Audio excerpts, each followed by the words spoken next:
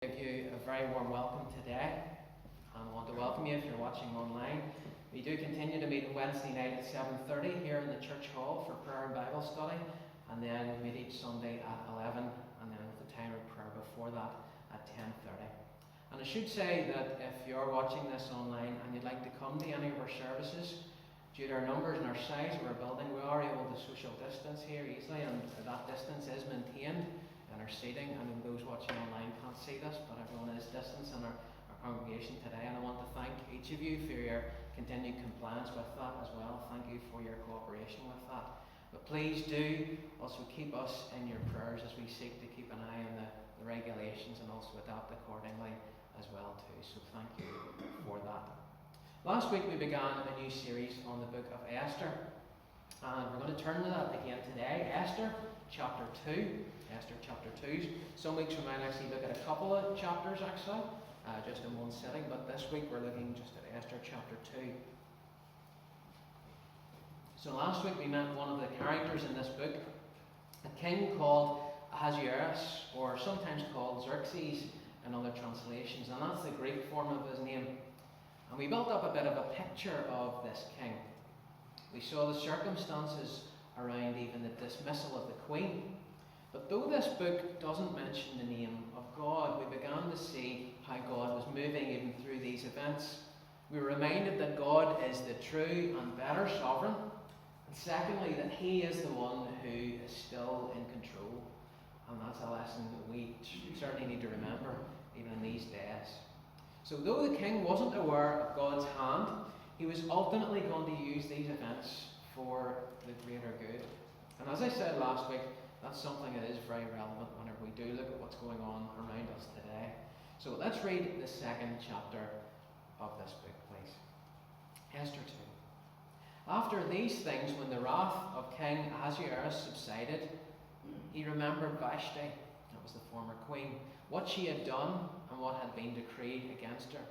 Then the king's servants who attended him said, "Let beautiful young virgins be sought for the king, and let the king appoint officers in all the provinces of his kingdom, that they may gather all the beautiful young virgins to Shushan the citadel, into the women's quarters, and under the custody of Haggai, the king's eunuch, custodian of the women, and let beauty preparations be given them. Then let the young woman who pleases the king, be queen instead of Vashti." The thing pleased the king, and he did so. In Shushan the citadel there was a certain Jew whose name was Mordecai, the son of Jair, the son of Shimei, the son of Kish, a Benjaminite. Kish had been carried away from Jerusalem with the captives who had been captured with Jeconiah, king of Judah, whom Nebuchadnezzar, the king of Babylon, had carried away. And Mordecai had brought up Hadassah, that is Esther, his uncle's daughter, for she had neither father nor mother. The young woman was lovely and beautiful. When her father and mother died, Mordecai took her as his own daughter. And so it was, when the king's command and decree were heard, when many young women were gathered at Shushan the citadel under the custody of Haggai, that Esther was also taken to the king's palace, into the care of Haggai, the custodian of the women. Now the young woman pleased him, and she obtained his favour. So he readily gave beauty preparations to her besides her allowance. Then 7 choice maidservants were provided for her from the king's palace, and he moved her and her maidservants to the best place in the house of the women. Esther had not revealed her people or family, for Mordecai had charged her not to reveal it, and every day Mordecai paced in front of the court of the women's quarters to learn of Esther's welfare and what was happening to her. Each young woman's turn came in to go to King Ahasuerus after she had completed 12 months' preparation, according to the regulations for the women. For thus were the days of their preparation appointed: 6 months with oil and myrrh, and 6 months with perfumes and preparations for beautifying women. Thus prepared, each woman went to the king, and she was given whatever she desired to take with her from the women's quarters to the king's palace. In the evening she went, and in the morning she returned to the second house of the women, to the custody of Shashgaz, the king's eunuch who kept the concubines. She would not go in to the king again unless the king delighted in her and called for her by name. Now when the turn came from Esther, the daughter of Abihail, the uncle of Mordecai, who had taken her as his daughter, to go into the king, she requested nothing but what Haggai, the king's eunuch, the custodian of the women, advised. And Esther obtained favour in the sight of all who saw her. So Esther was taken to King Ahasuerus into his royal palace in the 10th month, which is the month of Tebeth, in the 7th year of his reign. The king loved Esther more than all the other women, and she obtained grace and favour in his sight more than all the virgins. So he set the royal crown upon her head and made her queen instead of Vashti. Then the king made a great feast, the feast of Esther, for all his officials and servants, and he proclaimed a holiday in the provinces and gave gifts according to the generosity of a king. When virgins were gathered together a second time, Mordecai sat within the king's gate. Now Esther had not revealed her family and her people, just as Mordecai had charged her. For Esther obeyed the command of Mordecai as when she was brought up by him. In those days, while Mordecai sat within the king's gates, two of the king's eunuchs, Bigthan and Teresh, doorkeepers, became furious and sought to lay hands on King Ahasuerus. So the matter became known to Mordecai, who told Queen Esther, and Esther informed the king in Mordecai's name. And when an inquiry was made into the matter, it was confirmed, and both were hanged on the gallows. And it was written in the book of the Chronicles, in the presence of the king. Once again, let's have a brief word of prayer just before we come to this passage. Heavenly Father, we do want to give you thanks for this wonderful book, but sometimes even a mysterious book as well. This book of Esther. For as we read it, though we don't find your name mentioned, we certainly see your hand moving through this book. And Lord, help us once again to see that today. Father, more than that, help us to see your hand moving even in this world as well too, as we have been. So Lord, open our eyes, prepare our hearts, and help us to live it as we ought. In Jesus' name, amen.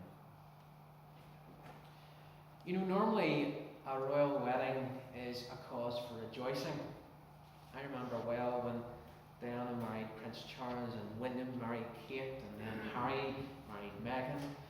And some of them are like a fairy tale story. It was like how, remember, Princess Diana was this shy girl who came from working as a nanny and then a nursery teaching assistant, and then she became a princess. And then there was Harry and Meghan, with how the prince met and fell in love with the Hollywood star. It's like the stuff of fairy tales, isn't it? But this royal wedding in this chapter is far from a fairy tale one. In fact, our story begins after Vashti has been dismissed as queen for disobeying her husband's demands. So it's far from a fairy tale, as we're going to see here in this today. But let's look firstly at verses 1 to 4, the aftermath of Vashti's removal. You know, once his anger is cooled, the king had thought about Vashti and what she'd done. And it seems that what he'd done as well. And it seems he missed her. He was regretting his decision. He thought about this decree made that his queen now was never going to come before his presence again.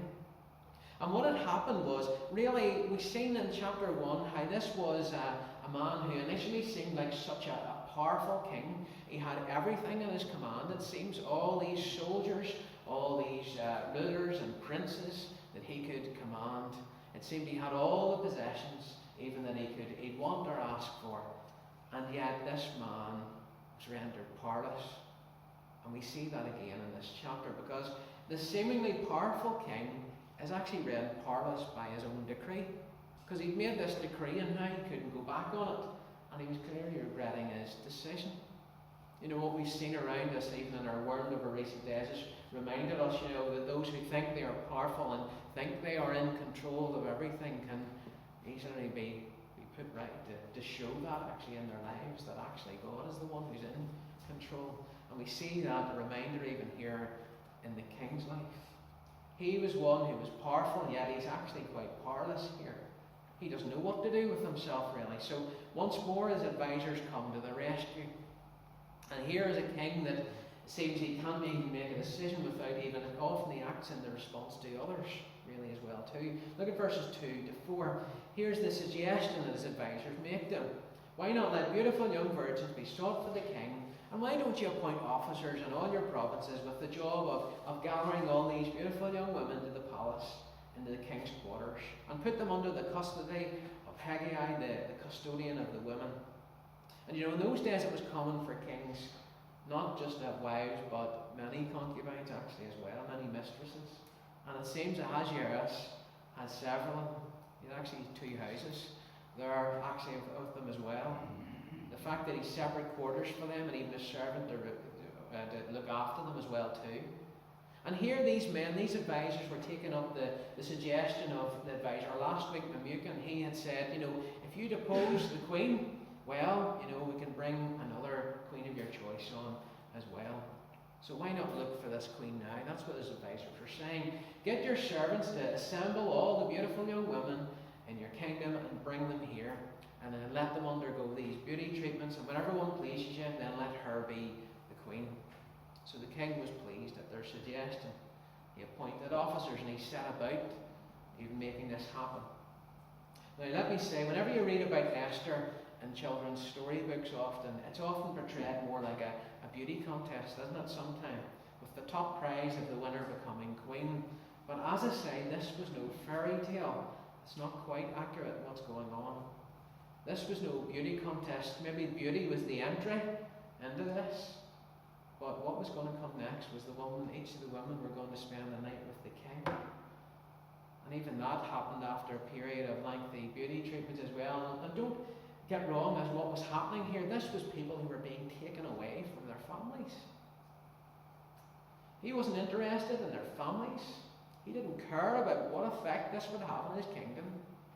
Or even, he wasn't even interested in the woman's character, her intelligence, even her inner beauty. No, for the king, there was only 3 qualities that mattered: her youth, her virginity, and her physical beauty. See, Ahasuerus was a man who appreciated beautiful things. We saw that last week. His palace was beautifully decorated. He had all these elaborate things. He had all, it seems, that life could possess. And for him, he was viewing these women as just another thing to be possessed. This was the wrong view that the king had. But yet, the scene was being set for another queen to come on the scene. And the things were moving in this direction. God's hand had been behind even this deposing of Queen Vashti as well. And God's hand was going to even move amidst this, even in this difficult situation, and even quite a terrible situation. God was going to even do a greater work. You know, before we meet Esther, and we see Esther appearing in verses 5 to 20, but before we meet her, we're introduced to her cousin Mordecai. You know, Esther's parents have passed away, and so Mordecai has become her guardian, and he's treating her as if he would his own daughter. She's his cousin, but he's treating her like her own daughter, his daughter. Mordecai, we're told, is a Jew, the son of Jair, the son of Shimei, the son of Kish. And that last name might be a bit more familiar to us because Kish was actually the father of Saul, King Saul. So here was a man who was not only part of Saul's clan, the tribe of Benjamin, but he could actually claim to be royal blood. But don't forget where this man was. He was in this kingdom of Persia, a place made up of 127 provinces. And though this man was from like the upper classes of the Jewish community, in Persia that title meant nothing. In Persia, he was a man who was exiled far from home. Look at verse 6. His great-grandfather had been taken away to Jerusalem during the captivity along with Jeconiah. And Nebuchadnezzar, the king of Babylon, had taken Jerusalem and the Jews into captivity. Remember the story of Daniel? How Daniel and his friends, they took the best and the brightest of the young people, and they took them away to the palace to basically train them up in their ways, to amalgamate them into the culture. And they even changed their names as well. And you know, they must have done the same with Mordecai and his family, because Mordecai is actually a Babylonian name, because it comes from the Babylonian name Marduk, which means man or worshipper of Marduk, who was actually a Babylonian idol. So there was echoes of this even in his name. But yet, though he'd been brought up in Babylon, and though he was part of the Persian Empire, he still hadn't forgotten his true identity. He was a Jew, one of God's chosen people. And so he cared for his cousin Esther. Look at verse 7. And here she is given two names, Hadassah and Esther.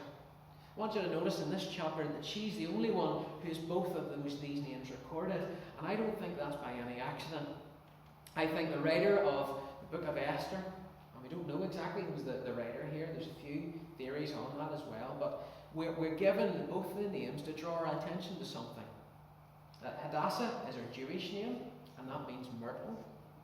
And then her Persian name is Esther, meaning star. You know, the mention of both of these names reminds us of the truth that here is a woman who, in a sense, inhabits or has dual identities in many ways as well. She's inhabiting two worlds in many ways too. Though currently within the kingdom of Persia, she is still a Jew, and she never forgot that. Mordecai clearly didn't forget that either, and has brought up Esther in that way too. You know, it wasn't uncommon that the Hebrew people had both a Hebrew name and one from the culture in which they lived. Others did that as well. We think of Saul, was also known as Paul. We think of also even maybe others come from other countries, even to our own country, and sometimes they take like an anglicised form of their name as well.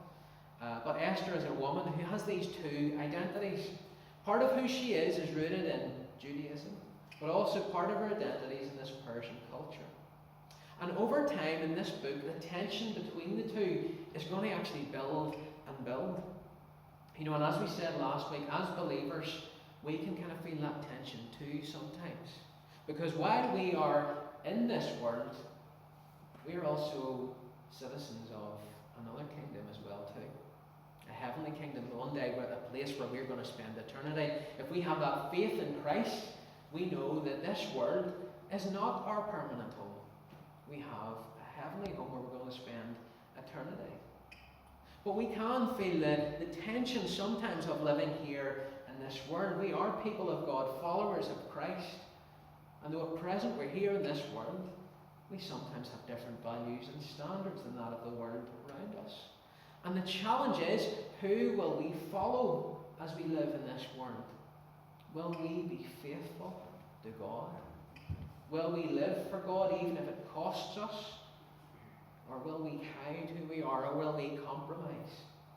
And this is going to be a theme as we move on through this book as well.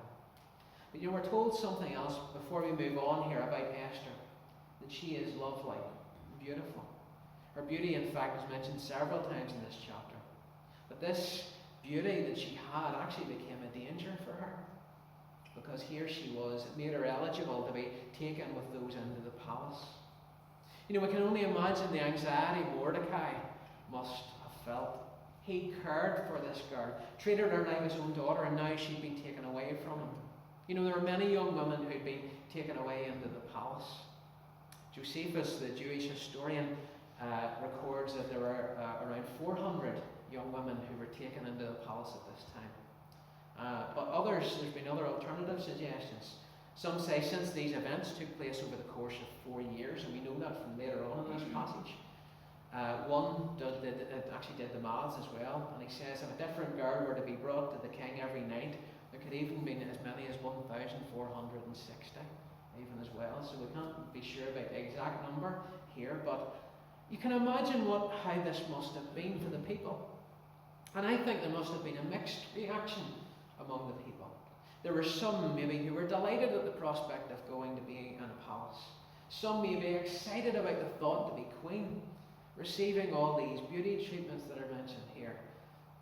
But others may have been forced to come along, powerless to resist the king's decree. Some of these women could have been taken away from their families forever to become the king's concubines. And not only were they taken away from their families, they were removed even from their society, even denying the local men the possibility of marriage as well too. You see, like even some powerful men in our society, he abused his position. He exploited others. You know, we saw a similar thing in our generation with men like Harvey Weinstein, the movie producer. He used his position to abuse many. See, this sin was nothing new. Many ancient kings also caused great heartache among their subjects by abusing their power in order to simply satisfy their own desires. They didn't care how this would affect others. And you know, the question maybe comes to people's minds whenever they hear this, or whenever they hear about some terrible thing happening like that in their newspapers or whatever, where is God when this is happening? Where is God? And the answer was that God was still there.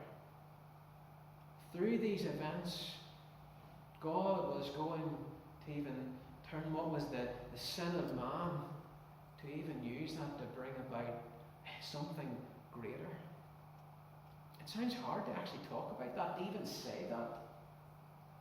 But my memory goes back to another time where the sin of man, God actually, in a sense, overruled that or did a greater work actually through that. While that sin was permitted, I'm thinking of a murder in particular that took place. A killing, an unjust killing. Who was the one who was killed? When Jesus was taken. When he was unjustly accused, when he was put upon a cross at the hands of men who plotted against him, who conspired against him and killed him. But yet God did a greater work through that, didn't he? Through that, God actually made that atonement for sin. God permitted that to happen. God did not cause that sin. I want to be very clear about that. God does not sin. He is holy. He is perfect. But he allowed that to happen. And we know, of course, through that sin was atoned for. We know that through that, God allowed his Son to fall into the hands of those men to be killed. He rose again. He not only atoned for sin, but he's sitting at the right hand of the Father today. So where is God when this is happening in Persia? He's still there. He allowed this to happen. But as we're going to see as we move through the book of Esther, God was going to do a greater work actually through this. Even though this man was sinning, was doing wrong against others, and God did not cause that sin, no, but he allowed that to happen. But yet God was going to do a greater work through as a result of even that as well too. He was going to turn that around. I want you to notice in verse 8 to 9, and I don't want when I say about God permitting that sin to happen, it doesn't mean these men got off scot-free, certainly not. God punishes sin, as God always does. But I want you to notice that in verses 8 to 9, God was still watching over Esther. And indeed, he still watches over all who are his. Though she's lost her freedom, though God's name is not mentioned, he enables her to find favour. Have you noticed that through the reading? We see this again and again. She finds favour. As she's taken into the palace, she's placed under the care of Haggai, one of the king's eunuchs who was in charge of the women in the king's harem, really, is what it was. But while there, Esther pleased him and she obtained his favour. And she also not only gains favour with Haggai, but also even with others, even also later with the king. And you know, this word favour here is actually an important one in Hebrew, because it translates a very familiar Hebrew word, hesed. And you find that throughout the Old Testament. And it's a word that actually used to describe God's loving kindness and his mercy towards the people. It's a word it's a covenant word actually as well, that describes God's covenant love even for his people. And so even in this terrible situation, God causes her to find favour. God hasn't forsaken her. You know, not only did she find favour with Haggai, and he readily gave these treatments to her, but even more beauty treatments than even the others, it seems as well. He gave her 7 of the best maids from the king's palace. He put her in the best place even as well. Esther hadn't sought this out, but yet God hadn't forgotten her. But something else to note here, that when a writer uses these words to speak of Esther, he uses, and we're going into English grammar for a wee second here, he uses the verbs, the action words, The actions that happened to Esther are actually written in the passive voice. And what I mean by that is that's used whenever characters are caught up in events that another has control of. So, for example, the Jews are carried into exile. The Jews are carried into exile. Another carries them off into exile. Esther had also been taken into the Ahasuerus regime as well. This had been done to her. It's not something that she did or chose to do. This had happened to her. And this is part of the clue, is that events are moving here, and these events are happening again in God's plan. Though Esther had no control of the situation, God had. And as I think of these events happening to her, and as I think of how God enabled her to find favour, I'm reminded of another story in our Bibles, of the account of Joseph, another young man who found himself in a situation where he would rather not have been. One that found him in a pit, one that found him in a palace, one that found him in a prison. And you remember when we looked at the life of Joseph, what we saw again and again, in each circumstance we saw God was with him. That's what it says in the story of Joseph, and that's what we see here in the book of Esther. God was with her. The clue to that is this favour that she finds, this loving kindness, word translated loving kindness, and God still hadn't left her here. So the same God is still with us today. Remember that. Never forget that. The Bible talks of God's steadfast love, his covenant love. And just because we're going through trying times at the minute doesn't mean that God has stopped loving us. I want you to know that and to remember that even from the life of Esther. He hadn't stopped loving and caring about her. He hadn't forgotten about her in the palace. He still cared for her. But there are many questions of this passage. And there are many things I've been kind of wrestling with this passage as well too. As Emma will know, because I've been talking about it often over the dinner table as well. But one of the biggest is in verse 10. Esther, though she was taken into the king's palace, she doesn't reveal her people, her nationality or her family. No doubt also she adopted Persian dress, practices and customs.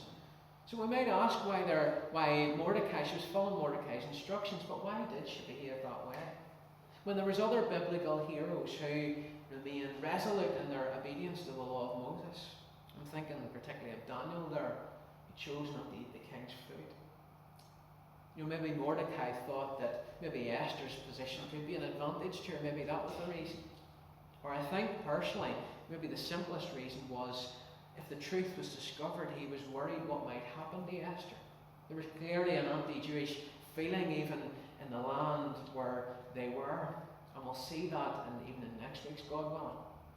We're told Mordecai told her to do this, and there's no condemnation in this book for Esther doing this.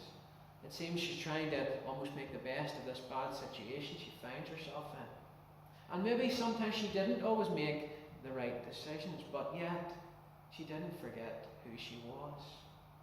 She didn't forget this. We're going to come back to that in a little while. Though she was away from home, Mordecai didn't forget her either. He was pacing up and down the quarters as well, eagerly waiting for news. And no doubt each day as each woman was brought in front of the king, he was wondering what's happened to her. How's she getting on? Is she okay? And then look at verses 12 to 14, this terrible audition process, if you could call it that. It's horrible to even talk about it that way. But each of the women had to complete this 12 months preparation. There's procedures and regulations for these women, these beauty treatments. And I know coming up to a wedding, brides can go through several processes, but you might wonder what were they up to for 12 months with all these preparations. But, here in Eastern countries, there can even be certain 12 months preparations and other preparations where brides can, in Eastern countries, I heard of a process where brides would even apply paste over their skin for a period of months to even lighten their skin. Here, the women were given, were probably even having these baths and oils of myrrh as well, and this myrrh oil. They were having this even maybe regularly, weekly, we don't know, for a period of 6 months. All these intensive beauty treatments. But when it came time for them to be called, each woman was given a decision. What would they bring with her? So it wasn't just left up to all the king's choice. They were maybe given choice in which outfit to wear, what jewellery to put on. And so evening by evening they went in to the king. But we're told here that some of the women might even, whenever they'd be taken out of there, they would go back into this other harem where the king's concubines would go. And there it says some of the women might even stay. They would stay there waiting to be called to the king again. So don't be under any illusion what's happening here. This is no beauty contest, no simple beauty contest. Here these women are being taken to, in many ways though it was a palace, it was actually a pretty horrible existence in another way. Because they were going to be taken into this palace, and some women mightn't have even been called for ever again. That was it. Away from their families, plucked away from their homes, all those whom they loved, to be left here. And so, verses 15 to 20, Esther meets the king. You know, how sad it is that one person, a king, could use these women in such a way and hurt these people just regardless, not thinking of what his actions would cause. But it came time for Esther. And notice how the writer refers to her. He uses her family name once more in verses 15. And here it talks about even her father, the daughter of Abihail, the uncle of Mordecai, emphasizing the point to us that here's this woman, but she's still a Jew. She still hasn't forgotten who she is. She's a Jew first and foremost. Yes, she's in Persia. Yes, she's in this difficult situation. But here is this other identity that she has. And she possesses great wisdom. We see something else. She's not only beautiful, she possesses wisdom. When it comes time for her turn, what's she going to take with her? What's she going to put on? And she relies upon the advice of Haggai. Maybe some of the women had elaborate jewellery they asked for. Maybe beautiful, bright, elaborate dresses. And yet Esther displayed restraint and wisdom. And so she was taken to Ahasuerus into his palace.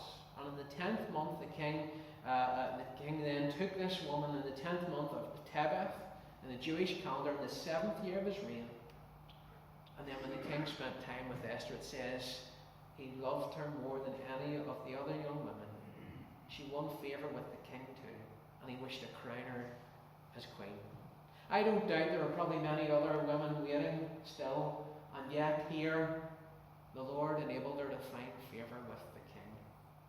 And he clearly found great favour with her because, let me tell you something about Tebeth.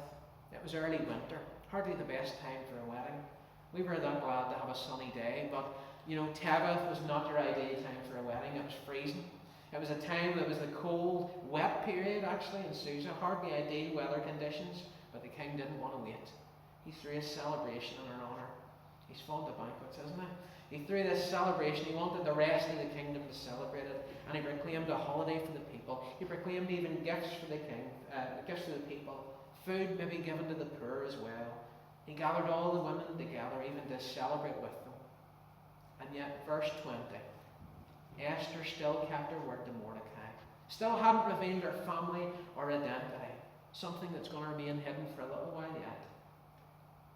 You know, Esther's compromise isn't exactly an example for us to follow, though, is it? We, as people of God, need to remember who we are and never forget that. We need to stay true to who we are as believers. And yet, what we see, we can take something else from this here. Esther's maybe failure to take a stand here doesn't disqualify her from being used for God later. I'm not excusing the stance of what she's done here, but it shows us that God doesn't cast people off either. God doesn't cast people off. I'm thinking an example of Peter. Peter was a man who even denied his Lord.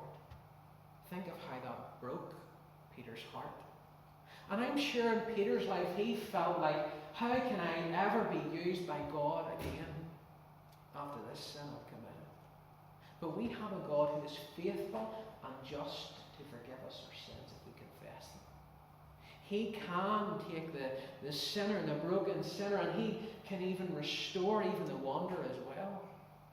There may be others even watching maybe even this as well, who maybe even turned from God. Their life has taken them far away from God. Maybe they remember days of even once sitting in a church, being among the Lord's people, and yet now they're nowhere. Yet God can restore them too. God can use them again. He used Peter. He forgave Peter of his sin, and he used him even in a marvellous and great way. And God was going to use Esther too. Did God stop loving her? No. Did God stop using her? No. He was going to use her in a mighty and powerful way. And we might expect this chapter to end here, but there is one more event to come. I want to mention it briefly. You know, often like this in a film, when you have the film about the end, and then all of a sudden there's a bit at the end. And that's what we see here in chapter 2. To the Jew, it might have seemed unbelievable that one of their people could become queen in palace in the Persian Empire, but God had been directing events from Vashti's removal to Esther even being there in the palace and making her find favour, enabling her to find favour.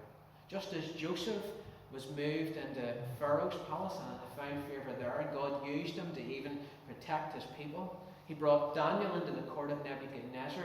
He had Nehemiah even to be the king's cupbearer. It's no accident where God places his people. They're there for a reason. But doesn't that apply to our lives too? They're there for a reason. God maybe has placed you in your neighbourhood for precisely that reason of speaking to that neighbour beside you. Maybe of being there for that difficult time that they face, where you can maybe speak a word into that situation. God doesn't make any mistakes or accidents. He has a greater purpose. And here Mordecai, verses 21 to 23 finally, is what we see as there's a plot foiled. Because God has Mordecai exactly where he wants him. He's in the king's gate. Maybe Esther had over time put him in that position. We don't know. But it was a position of responsibility. The king's gate was where justice was often meted out as well. People would go there for rulings and decisions. And so Mordecai maybe had been appointed as magistrate or judge. But while there he hears this plot. 2 men taken who want to assassinate the king. And yet Mordecai hears this and tells it to Esther. And so an investigation is launched and the culprits are caught and hanged. And the event is recorded. Now remember this, because we're going to come back to this a bit later on in the book. It's recorded in the book of the Chronicles of the King. It's not talking about the book of Chronicles that we have, but records of the king's deeds. Persian kings were well known for rewarding those who helped them. And yet here there is no reward, no thanks it seems given. But did God forget Mordecai? No, he didn't. Does God forget us? No, he doesn't. You know, before we have communion, notice that God did not forget his people. He never does. He didn't then, and he doesn't today. Whenever we are hurting, he sees that. He knows of your private worries and concerns. He sees that tear that's even been shed in private. He knows of that sleepless night, and he continues to watch over you. It doesn't mean you won't face trying circumstances. We will do. But it means that even in those trying circumstances, God is still with you too, just as he was with Esther. And so he calls the people to be faithful. It's only later we're going to see the true significance of this. Why Esther is where she is. Why God has her in this situation. Why God has allowed this to happen. And you know, in our life, no experience is wasted. Remember that when you're in that trying circumstance. God can teach us many things, even in the dark periods. And he doesn't forget his people. Through the lives of Esther and Mordecai, he's moving. And he's moving in yours today. Through your life. Through that of your family. So let us keep pressing on. Because God is faithful. For those listening online, I want to thank you for joining with us. But for those in the congregation, before we have communion, let us listen to a hymn as we reflect in God's word. Great is thy faithfulness.